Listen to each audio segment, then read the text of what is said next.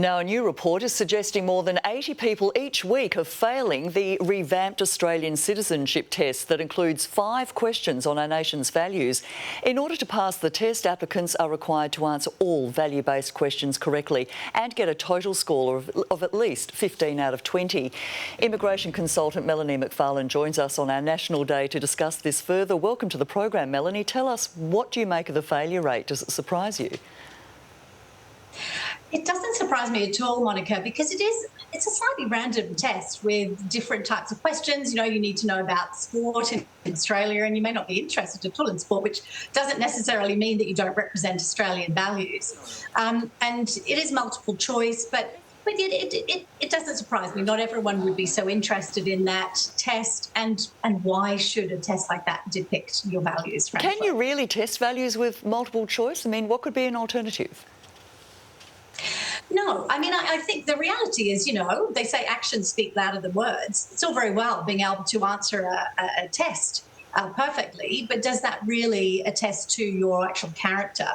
And so I think something different could be, I mean, there already is an interview, and something different could be, for example, having statutory declarations to attest to your character from Australian friends and family around you. Why do we need a test at all?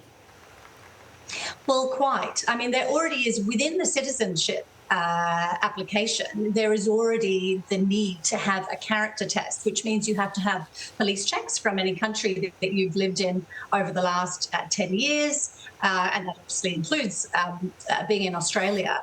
And so that in itself is already attesting to your character and how you behave in general society. So is there a need to have that? Yes. Does it need to be revisited? Does it need another shake-up, do you think?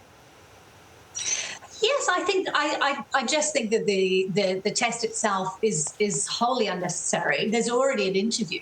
And I think if you really wanted to, as I said, see how people actually behave in Australian society, well, then you could look to having questions asked of those around them who themselves are of good character. And that's how you would see that people are behaving in the way that society wants them to be behaving. Well, viewers are having their say on our Facebook page. Dennis Bender says you don't change a test because some people are failing them.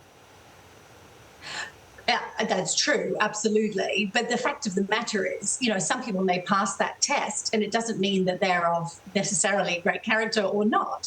So why not revisit? We're going through a migration review at the moment as it is. Why not have a look at the whole citizenship test and the way that it's conducted to see how it could be done better? Ashley Kiley writes, when they don't even know what ANZAC means, it's concerning. Well, another thing that you could do is you could organise a class, an online class, where people could take that class, and they had to do that before citizenship. And then you have an interview, which already takes place, where you can talk to people about all of these types of meanings. And rather than say, hey, you should have answered that correctly, you know, just teach people about it in the first place. And I'm sure people will be very happy to know more. Mark Wilkinson reckons the test is pretty basic. 20 multiple choice questions. If you're failing, then you don't read the PDF on the booking email. Well, yes. I mean, but some people are better doing tests than others. You know, some people freeze and they may be very smart, but on the day they just can't do it. And just because, as we've said, you are able to study and learn a document off by heart, that doesn't necessarily attest to your great character either. And finally, from Gerd at Marn, if anyone fails, they're not even trying to be a citizen. That being said, my Aussie-born husband failed it multiple times when I was testing him.